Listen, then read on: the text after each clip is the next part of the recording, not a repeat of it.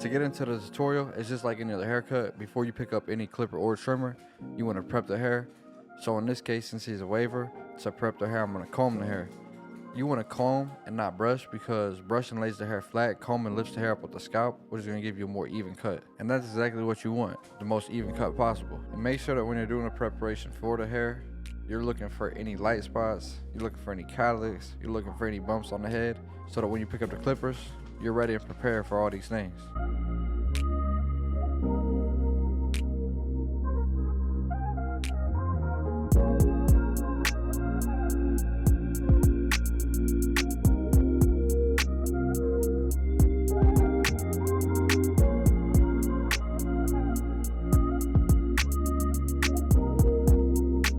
To begin cutting my client's hair down, I have a number 1 guard on, the cordless and its masters, and just how I comb in the pattern that the client brushes his hair, I'm going to cut in the pattern that the client brushes his hair. Make sure that when you're doing this, you're very careful around the crown area, and if they have any light spots, make sure that you're careful around that area too. Also, when you're cutting the hair down, don't be afraid to go over it multiple times. Go through it once, comb it through again, and then go over it again. This is going to ensure that all the hairs are as close to the same length as possible, so you're giving the most even cut possible, and you have everything laying how you want it to. Make sure that you're considerate of the client throughout the whole service. Hey y'all, we're doing a high taper, so I'm gonna bottom out from the bottom of the vertical bar to the top of his ear, and I'm gonna go ahead and I'm gonna clear the area. I'm gonna rinse and repeat and do the same thing on the other side. Make sure that they're matched up and opposite reciprocal. In the back, I'm gonna pretty much set it straight across and just give myself a nice clean guideline. Make sure that your guidelines are nice, clean, neat, and even. The guideline is the foundation of the haircut, and it's going to play a big factor in determining how clean and even of a cut that you can get. Now to begin my fading process on the beard, I'm going to just go from open to closed. And when you close the lever, instead of moving down on the fade, you move up on it, because it's just the opposite. But see, in my fading process, I have my masters with my lever open. And to first establish my guideline, I'm going to flick out and go up about 1/2 inch. After I have my guideline established, I'm going to lay my blade flat and go to the top of the guideline. And I'm going to go over it multiple times just to ensure that all the hairs are the same length, so I can give the most even cut possible. And I believe that the lever open and close is the most important part of the fade, because it's like the foundation of the fade, and it's going to play a big factor in determining how clean and even and smooth of a fade that you can give. Now I'm going to close my lever halfway, and I'm going to go halfway up the guideline that we just established. Next, I'm going to close my lever just a little bit more and go halfway up that guideline, or I'm just going to tap the bottom line and soften it up. Next, I'm closing the lever all the way, tapping that bottom line and taking it out completely and making the fade as smooth as possible.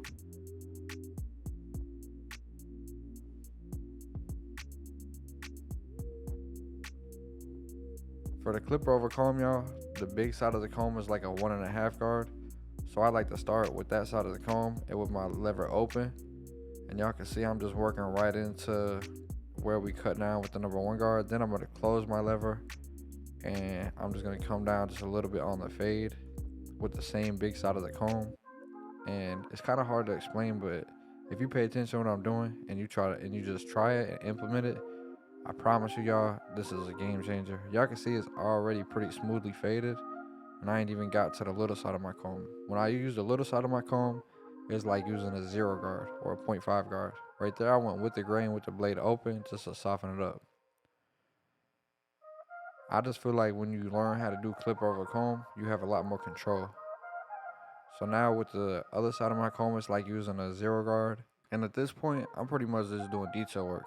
By detail work, I mean lever place, open and closing my lever on my blade when need be, and corner work, using the last couple of teeth of my blade or the corner of my blade to pinpoint dark spots, bring them to the light, and make this fade as smooth as possible. My message for today is going to be about passion, grind, and perseverance.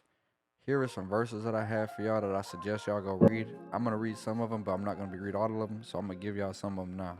Colossians 3:23-25, Colossians 3:17, John 5:17, Psalms 90, verse 17, 1 Timothy 5:18, Proverbs 10:14, Proverbs 16:13, Acts 20:35, Proverbs 12:24, Proverbs 22:29, Isaiah 26:8-9, Proverbs 12:24, 1 Timothy 5:8, James 2:17, Galatians 6:9-10, Philippians 3:12-14, and Romans 12:9-13. Y'all, I only have around a minute and a half left, so I know I'm not going to be able to read all the verses I really want to. I honestly want to read every single one of them verses, and I strongly encourage you to get into your Bible and read every single verse, or look it up on your phone, every verse that I just gave you, because all of them are very impactful and very meaningful. I feel like God gives us all our own passion, and it comes from Him, and if you don't know what your passion is yet, just ask God about it. That's all I did.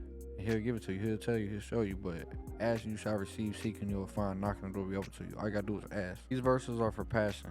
Colossians 3:17. And whatever you do in word or deed, do all in the name of the Lord Jesus, giving thanks to God the Father through Him. You should always be passionate about doing the Lord's work. Psalms 90:17. And let the beauty of the Lord God be upon us, and establish the work of our hands for us. Yes, establish the work of our hands. God will give you work to do, and make sure when He does, you're faithful and obedient in carrying it out and doing it. Proverbs 16:3. Commit your works to the Lord, and your thoughts will be established. Another version says, commit to the Lord whatever you do, and your plans will succeed. These are about the grind. John 5:17.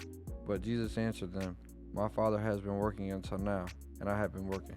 So if it's important for God and Jesus to work, why wouldn't it be important for you to work? If you're a man with a family, this should give you motivation to provide.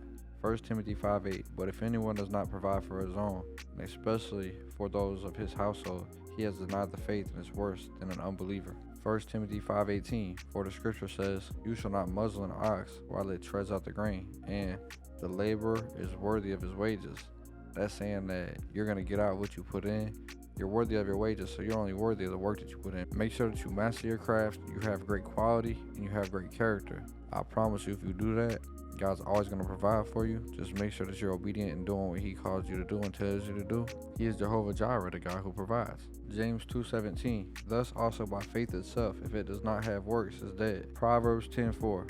He who has slack hands becomes poor, but the hand of the diligent makes rich. For perseverance, y'all, I got Galatians 6:9-10, Philippians 3:12-14, and Romans 12:9-13. Y'all go read those, and I'm going to explain the back of this haircut. I hope y'all enjoyed the message. Alright, y'all, so for the back, obviously I started with my Enhancements blade open and closed. Took the bottom line out. The only difference with the back is the guidelines are a little bit thicker because you're working in a bigger surface area. Now I have a number 1 guard on. I'm just going up under his parietal ridge, give myself a nice foundation to fade into. Now I have number 1 guard on, open with the Enhancements, and I'm going right up under where we left off with that 1.5 closed. And then I'm going to close the lever halfway, and I'm going to just move a little farther down on the fade. Next, I'm going to close the lever all the way, and I'm going to hit the bottom line, and I'm going to soften it up for me to be able to come in and take the line out completely.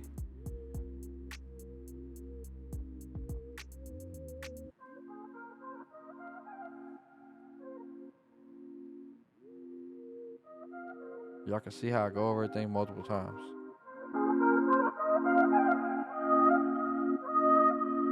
Now I have my Beyblade Slow Pro FXs with my zero guard on. And with the zero guard, I look at it like an eraser guard, so I don't really put lines in with it. I only take lines out with it. So I'm just really doing a lot of detail work with my zero guard. And like I said before, by detail work, I mean lever play. So open and closing my lever on my blade when need be. And corner work, using the last couple of teeth of my blade or the corner of my blade to pinpoint dark spots to bring them to the light and make the fade as smooth as possible. To get into the lineup, this is how I go ahead and I prepare my lineup. I'm going to brush everything forward in the way that I want it to lay. I'm going to throw in some holding spray, making sure I don't put too much. Then I'm going to take a neck strip and I'm going to wipe the holding spray forward in the way that I want the hair to lay once again.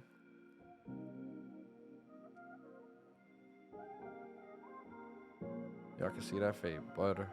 Then I'm going to go ahead and I'm going to take my blow dryer and I'm going to make sure that I have the cold air on.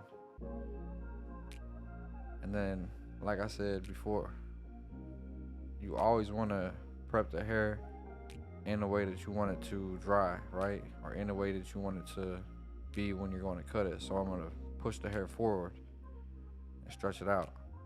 So when it's dry, it's easier for me to line up. And it's already in the position I need to be in. So I'm going to comb through one time real quick, just to stretch it out one more time. And then for the ear lineup, I like to start at the bottom of it, tapping my slant. Y'all can see crispy. The Baby Slow Pro FX trimmers are hidden. I love them. Great trimmer.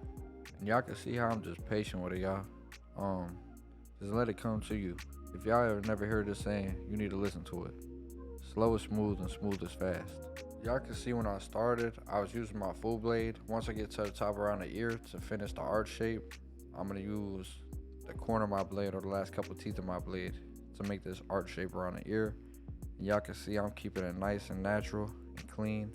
You don't have to push lineups back for them to be super clean and crispy. You know what I'm saying? Just make sure that you keep it natural and shape it with the shape that the head is giving you already and the hair is giving you already. Back to what I was saying though. When it's slow is smooth and smooth is fast, if you got a smooth way of doing your cuts, even though you're not working as fast as possible, it's still gonna not gonna take you as long because you're sticking to your system and you're moving smoothly with preciseness and good decisions. So, it's gonna help you during your cut. And I'm just doing the same thing on this side. Y'all can see, man, I'm literally barely cutting any hair off of it. Y'all can see how clean that is. Jeez. And it always, man, this line always makes that back taper pop so crazy.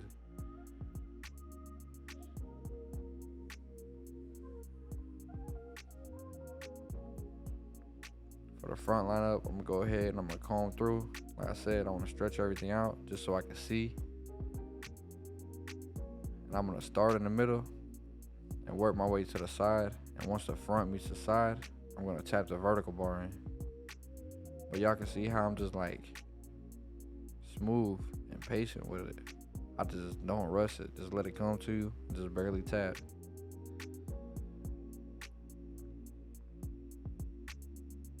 Y'all can see I barely cut anything off, but you can see how clean it made his lineup.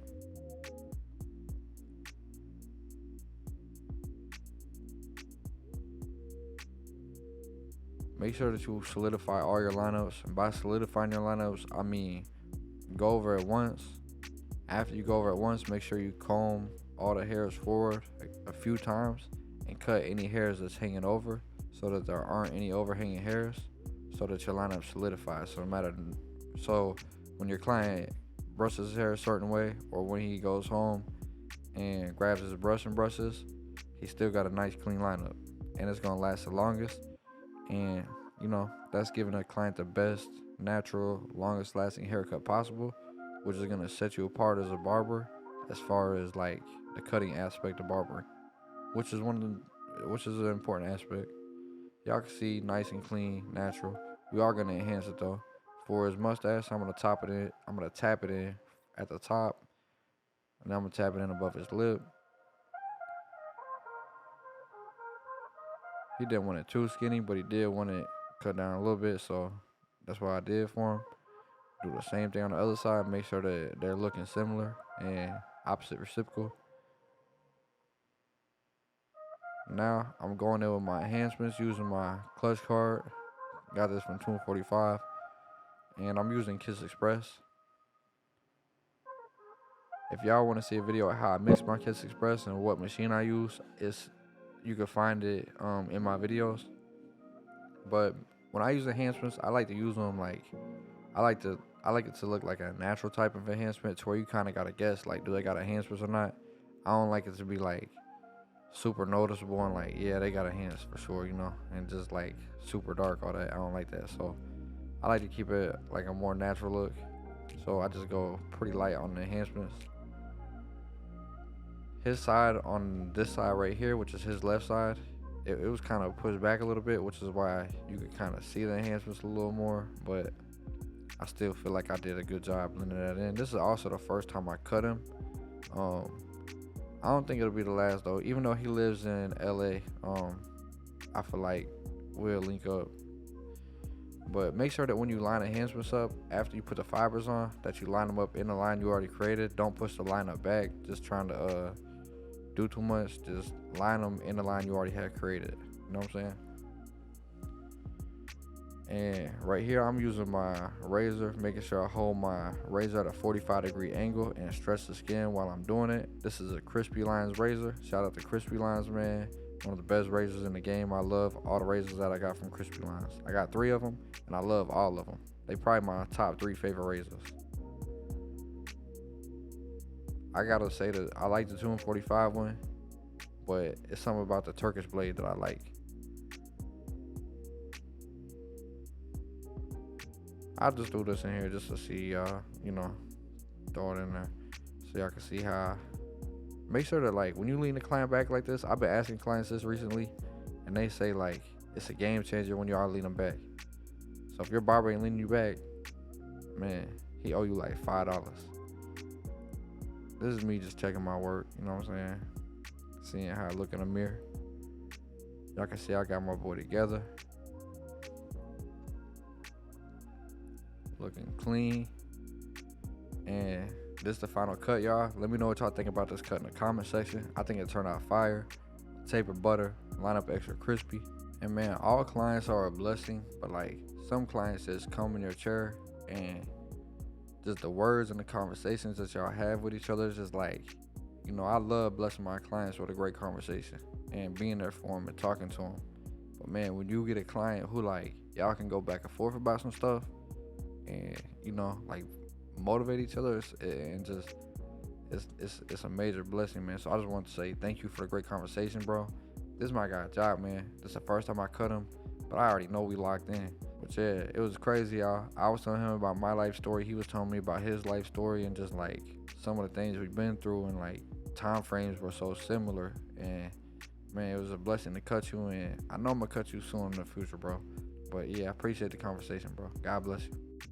Alright, y'all. So if you came to my channel because you like watching barber videos because it's satisfying, I hope this message satisfied you. If you came to learn something, I hope you take something from my game and apply it to yours and advance in your career, your craft, and your life.